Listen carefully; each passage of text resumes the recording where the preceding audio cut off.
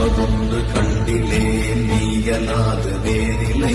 நினைக்குமாய் மறக்குமாய் நின்ற மாய்கை மாய்கையே அனைத்துமாய் அகண்ட மாயலாதி முன்னலாதியாய் எனக்குள் நீ உனக்குள் நான் நினைக்குமாற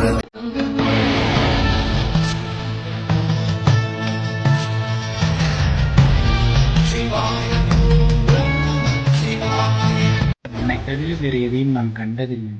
நீயே என் நினைவாகவும் மறதியாகவும் இருக்கிறாய். இது என்ன மாயை என்று ஆழ்வார் இறைவனிடம் வியந்து கேட்கிறார். இறைவன் எல்லா நிலைகளிலும் வியாபித்திருப்பதை காட்டுகிறது.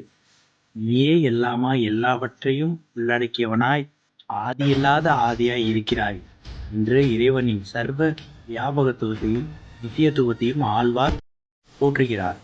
எனக்குள் நீயே உனக்குள் நானும் இருக்கிற இந்த உறவு எப்படியாப்பட்டது என்று ஆழ்வார் வியப்புடன் வினவுகிறார். இது சிவாத்மாவுக்கும் பரமாத்மாவுக்கும் இடையேயான பிரிக்க முடியாத உறவு என்று சிவவாக்கிய சித்தர் கூறுகிறார்.